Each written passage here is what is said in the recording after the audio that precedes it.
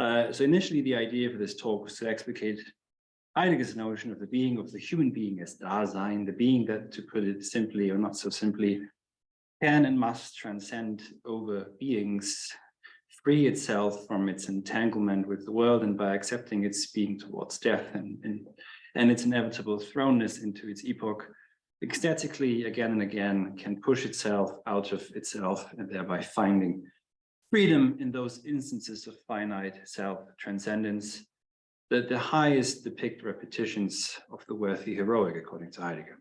Now, the word hyperbole or hyperbole comes from the prefix hyper, and the verb ballo can be translated thus to mean to throw over and beyond, as we also had this morning to some degree.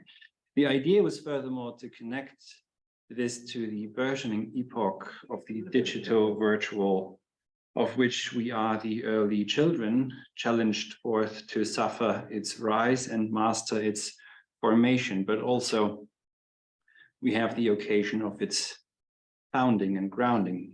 Yet as I began to travel to Cambridge again, as I have done quite often in recent years, and I began traveling here for this in spirit weeks ago, and as the horizon for this occasion began to beckon and became one of the horizontal possibilities of my existence, I also began to reminisce on my peculiar relationship with some of the people here in Cambridge. For recent years, even though I left official academia more than 2 years ago to fund my own online digital-based philosophy academy, I have found myself several times either presenting at Cambridge or in private conversation with lecturers and recent graduates of Cambridge.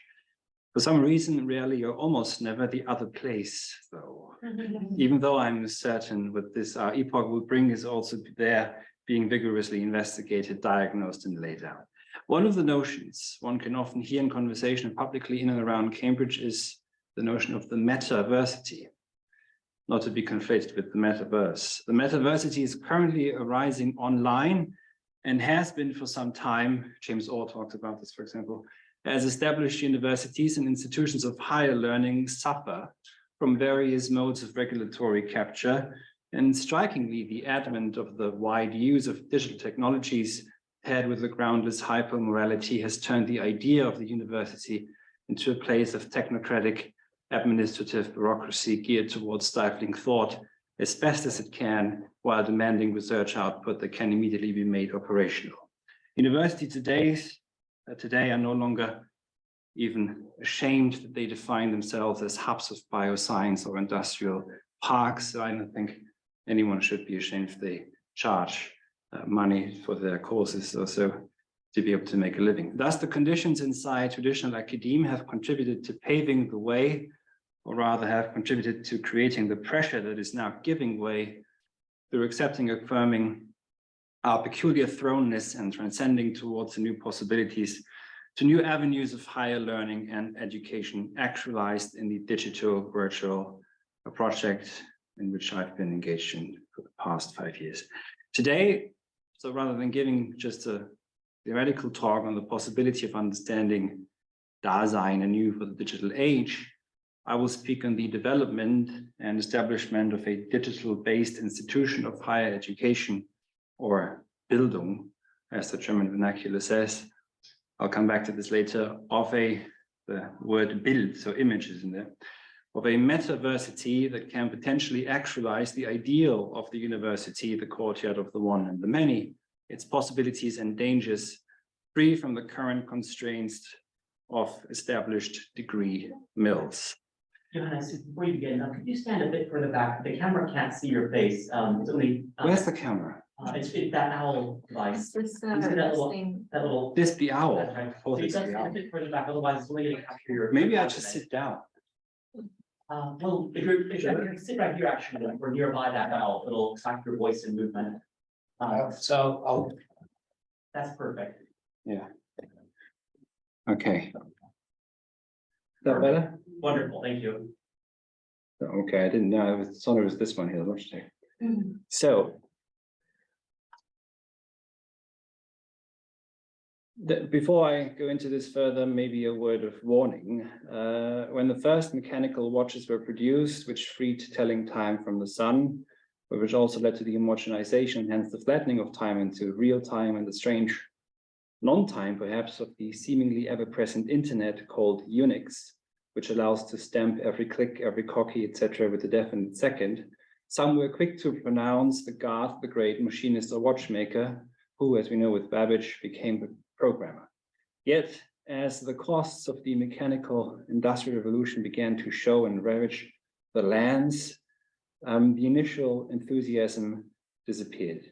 Something similar, I think, will likely happen or is already happening with the digital world and AI. With the advent of the mechanical clock, humans were demanded to be on time, punctual as the clockwork. With the internet, we are challenged to be flexible, always available in a ghost-like presence. The simultaneous presence and availability of all creation is traditionally understood as hell. The schizophrenic excesses of the late Middle Ages, for example, the indulgence trade, which sought to harmonize the new world with Christian dogma, are repeated again today in some way. This should give us a hint, presumably Christian doctrine, forgive me, Ryan, will either bring forth schizophrenic ideas or demonize new technologies. We should understand much, if not all, of the demonization of technology. For example, the comparison of AI with the beast or the fear of Moloch, which is explicitly being aired by some as sometimes more, sometimes less crypto-Christian. Compared to the initial industrial revolution, digital technologies are spreading farther and wider and more quickly so, even to the so-called underdeveloped or third world. Connecting, but not necessarily bringing together the so-called world, or rather billions upon billions of images that in endless reflection within itself tend not to bring about a whole or totality. The internet at its worst is what Hegel calls the bad infinite, that is to say the finite instances that are made to be infinite in endless repetition. So the dangers of the digital are endless identity swapping through copy pasting, sheer endless differentiation, disintegration of order, LARPing perhaps, simulacra of meaning, disappearance of any resistance and limitation. The promises of the digital revolution are, in terms of the speed of the internet, already ancient, going back to at least the 1990s, strikingly coming out of the Thatcher-Reagan era, but realized, of course, by a left-wing avant-garde. At least the promise of unbound human emancipation and unstifled human creativity has given way more or less often to apocalyptic imagery of the post-digital. Inside establishment institutions, digital in combination with AI may lead to a surveillance, even if ultimately incompletable, on a scale hitherto unthinkable. Outside established institutions, that's my issue, the liquidity of the internet and the disembodiment that comes with it opens the possibility for rapid grouping and regrouping around causes or issues, meeting and finding the others we would never have met without the internet. Yet, to state the obvious, this very liquidity and openness also frees from the necessary obligations we usually have towards institutions and others in those institutions.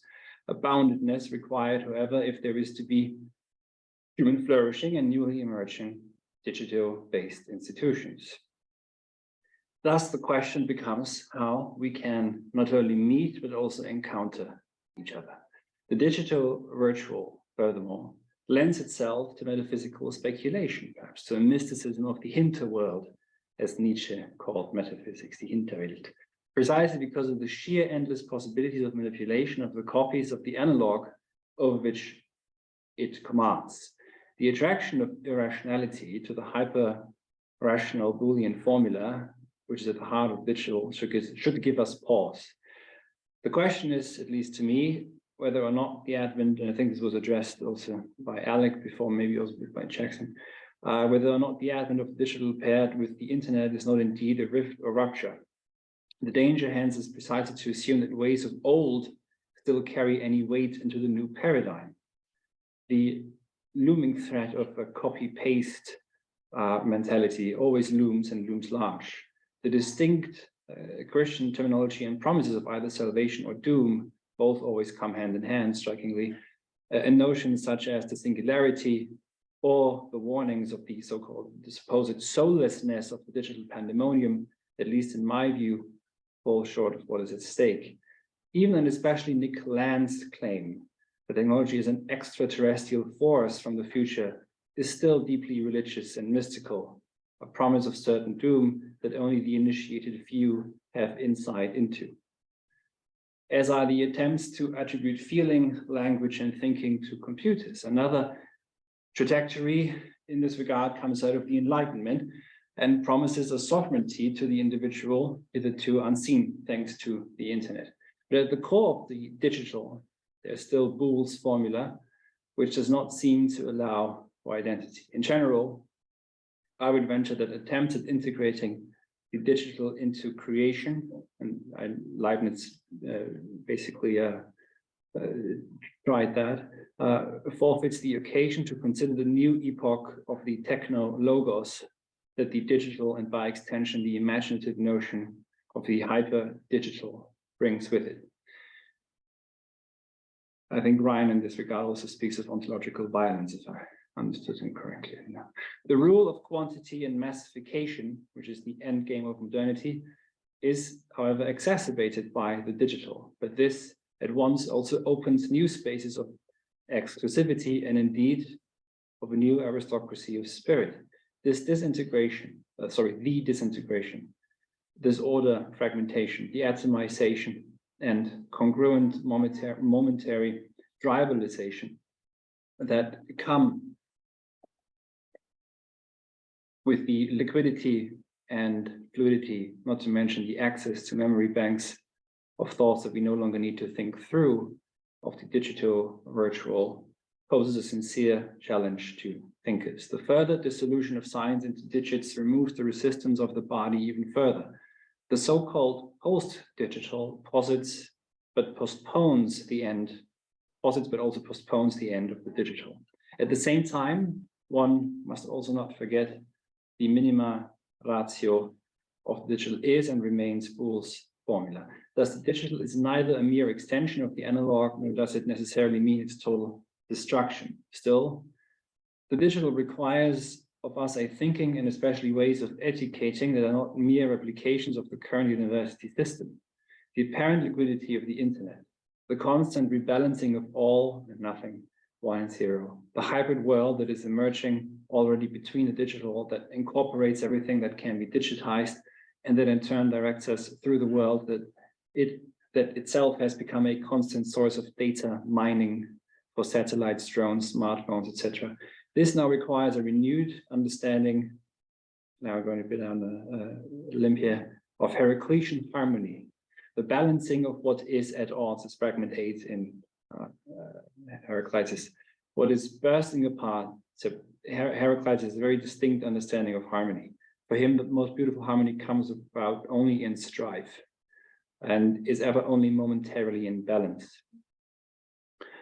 And this to him is the most beautiful harmony. So that which is bursting apart, coming together, that which is dissonant, becoming consonant. Digital cannot copy the world perfectly, as we've heard many times today. Yet this means at worst that it remains parasitical on the world, where the world proper is to be understood as finite, limited, horizontal, and a place to encounter resistance. So I think in the digital, we also need some sort of resistance. My proposal thus is a strange one in strange times, but one that I live and work towards every day. The emergence of a cosmopolis through original Bildung online, or education, let's say. In our uprooted digital age, the polis, of course, is now an admixture of geographies and not based in a single location. So it's an ethereal cosmopolis, if you like. Yet the inevitable baseness and locality of the people who inhabit this polis remains.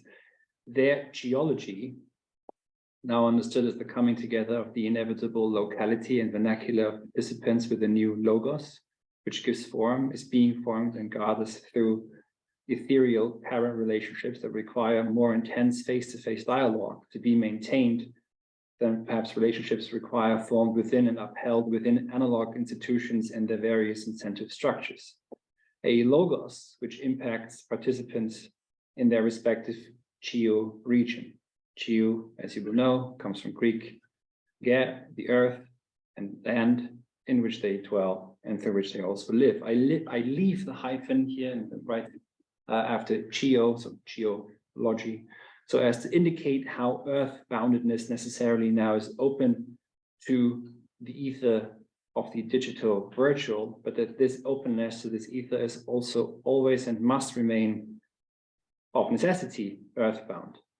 The hyphen between geo and logos in geology is now the human being who communicates at the speed of light through the digital virtual ether. After all, also silicon, lest we forget, is earth-sourced and hence earth-bound.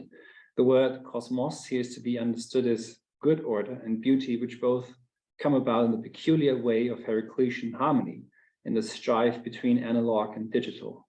And perhaps another word then for hybrid could be concrete. Concrete means to have grown together.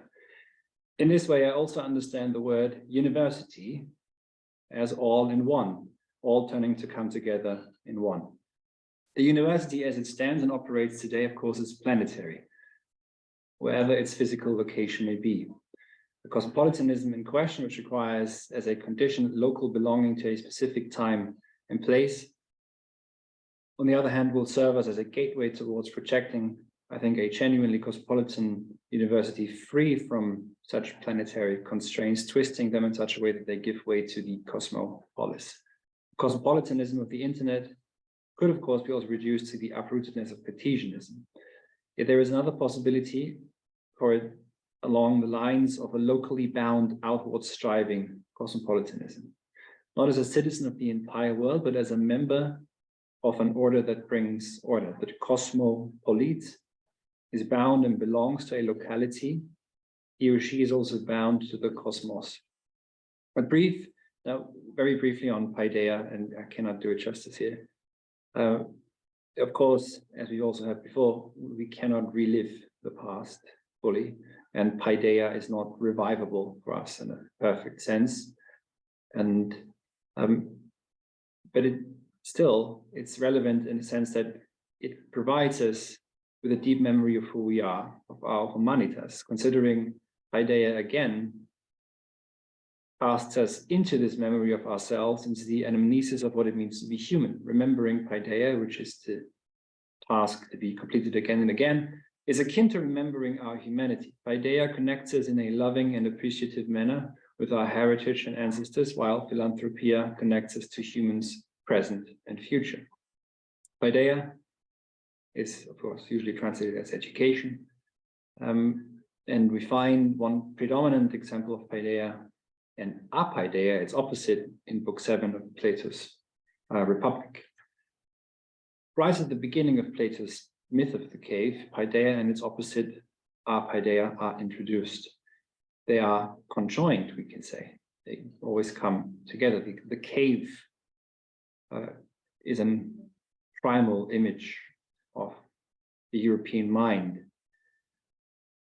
and is the trajectory that coins the longing for the light of the sun and the good, longing for an escape, longing for enlightenment. Of course, also the light of the sun can become seductive and misleading in its own right. Sheer sunlight without shade will burn the earth. The path of Paideia presents the possibility of knowing and even seeing the forms in the idea of the good, seeing what is actual through thinking, rather.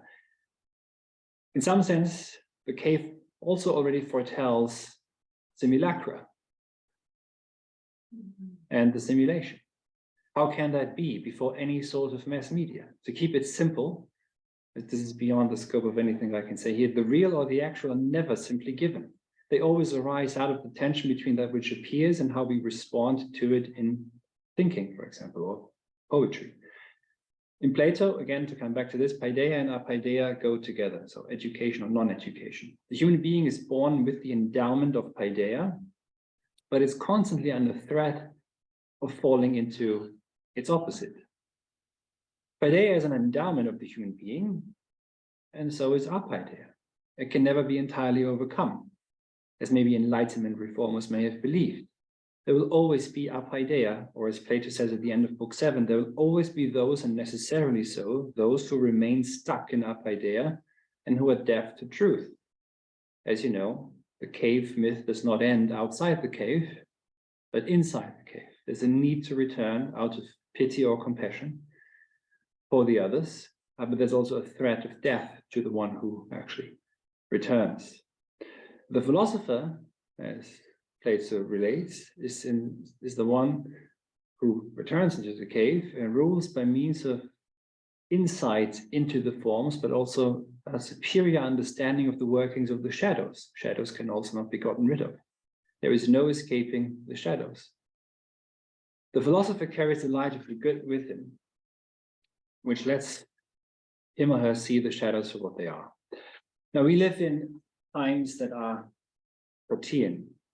Yet even Proteus, dwelling in the sea, the place of memory, subjected to Poseidon, and Proteus was the one who knew all things present, past, and future.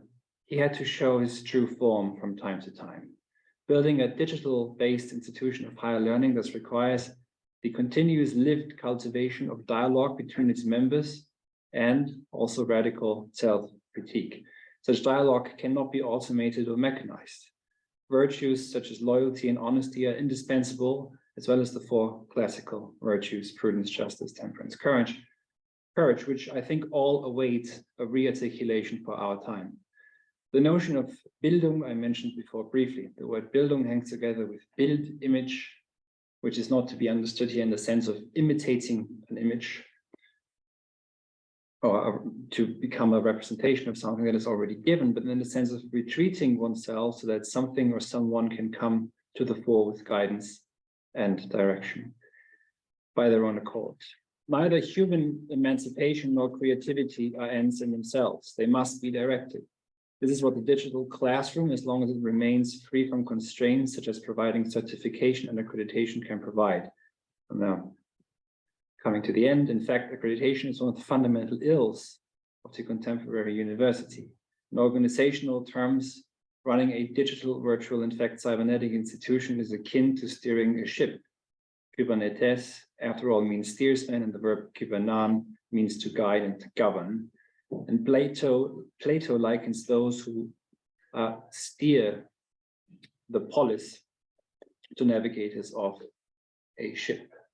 The current rulers, he says, of course, are not true Kybernetes, because the true navigators must be, as Plato says, cosmos bound. They must be able to see the whole. So I'll leave it at that for now. I don't want to take up too much time. Thank you.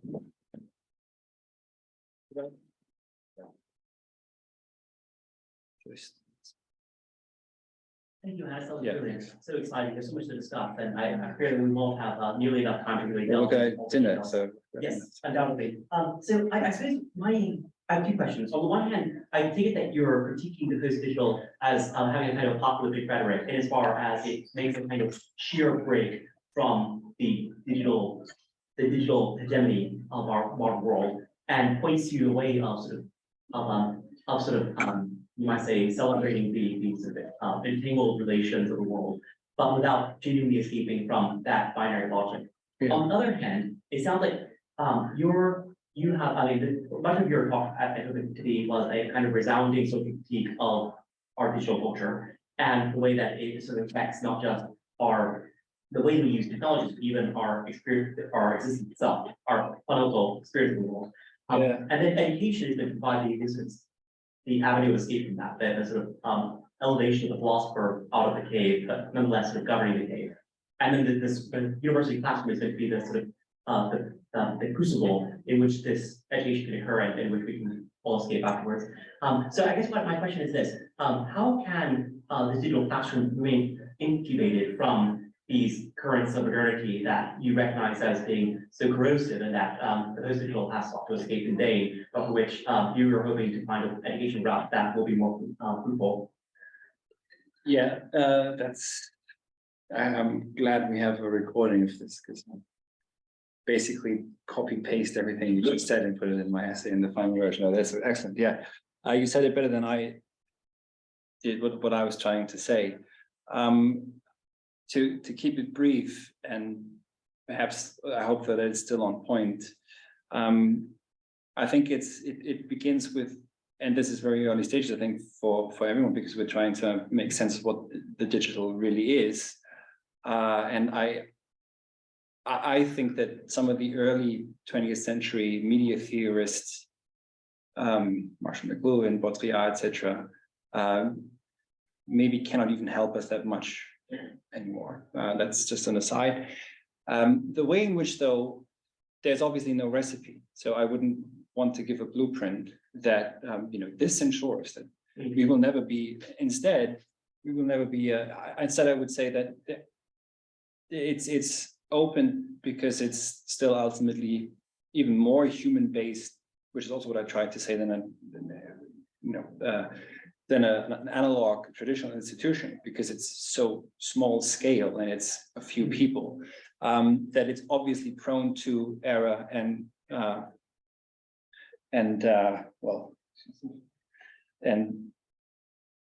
making those mistakes, and also being captured by that. But I think so the comportment or the inner stance one has to take is to be appreciative of these very issues that they could arise, and through, I don't know if that's good enough, but through a continuous dialogue, etc., and just radical self-critique, one does not become immune to this, but at least aware of it when it occurs. And then we're back with the rebalancing. If that makes sense. So the Hyperdigital harmony is this what's meant to hold together the continuous strife of critique. Yeah, yes, and also in an yes, and in the next step, I don't know if I went into this enough or made it explicit enough. So I think someone like Baudrillard, for example, they would think, as you know, Baudrillard would think that the world basically disappears, and what we would now call the digital or the simulation is all that remains, or in the end just the simulacrum. I think though, if we take that notion of Heraclitean harmony, which is one of strife, and the momentary coming together of what is at odds, and there could be here also a different approach to bridging the two quote unquote worlds, the digital and the analog. So. Olivia has a question. Yeah, this is really interesting. There's a lot of stuff that I found interesting in here. There's just one point that I was wondering if you could elaborate on a little bit. I thought it was really interesting how you said that the classical virtues await a rearticulation in our time. And I was curious, like, what do you think about those virtues is like no longer compatible, or our understanding of them is no longer compatible with the digital world, and how do they need to be rearticulated?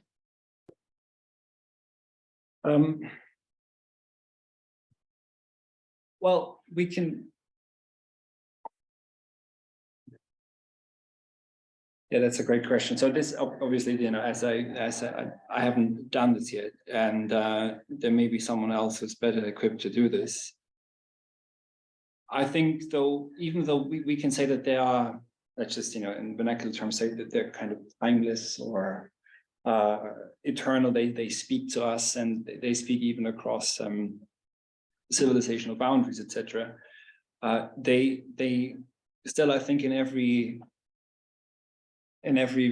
re-articulation, they need to be articulated so that they are so that they speak to us in our context. So Aristotle did not have to deal with an iPhone in his pocket. I'm not aware that he did. There's actually someone. His name is Josh Hochschild. I hope I pronounce this correctly. I had a couple of conversations with him. He wrote a book, Mind at Peace, together with a colleague whose name now I don't remember, which is actually a rearticulation of, for example, temperance in our time. So the work is to a certain degree already being done. So I think even though, you know, they are in some sense, let's say, eternal, timeless, hence they speak to us, they still always need to be situated in the context in which we are. And yeah, so I don't know if that answers your question, but Yeah, that does. Thank you. thanks, Olivia. Jackson Barrett has a question. Yeah, thank you for that talk. That was fascinating. I practice mostly in like a Hindu lineage called Mudrashram, and in that lineage we understand reality and metaphysics as like a cartography of different levels of physicality, I guess. There's the physical and material realm, and then there's the psychic realm, and beyond that, there are like the super conscious and ultra conscious realms. I guess a question I've had for a while, and I'm curious your opinion on, is where do you see technology fitting, like within those realms and within understanding? Like, do you see it, you said because it's grounded in silicon, it's an earth-based thing, but do you see it as mixed with something beyond that, or do you see it purely as a physical form? No, so yeah, well, it's also ethereal, right? Because it opens us up to there's something strange about technology in the sense that the forms have been, someone mentioned before, I think it was Jesse, mentioned telepathy. Was it Jesse? Mentioned telepathy before. So there is something about that. And so it's not purely physical, but it is always, so to be earthbound means that there's always limitations that perhaps we sometimes then forget. So it's not just purely extraterrestrial or so, but it does connect to something else. But I think also maybe give a bit of a stranger response to your question. You mentioned that you're in Wyoming, but you practice Hinduism. Now, you know, maybe 100 years ago, no one in Wyoming would have practiced Hinduism, or maybe even 30 years ago, who knows? Mm-hmm. So, you know, if you want to be cynical, and we could say, well, it's all just a metaphysical supermarket. You know, we walk in and we a bit of Buddhism, a bit of Christianity, but none of the stuff that really hurts. You know, I like Christianity. I like loving your neighbor, but original sin. No. Yeah. So I think but now to the strange, actually, my actual response that is a bit weird perhaps, is that technology only it opens us up to memories of others that shows that there must be something unifying at the core of the world. And do you see what I'm trying? I don't know if that getting any. No, I understand. But so there's a strange sense of a oneness that I don't want to substantialize or so, but this is so the non-cynical, you know, way of looking at this is why can we at all be open to something so strange to where we are, is because I think in technology really or in the digital or something is really coming through that lends itself to such new forms of spirituality that actually show that and there's another project I'm working on, it's endless, is that what is always lurking everywhere is deep memory.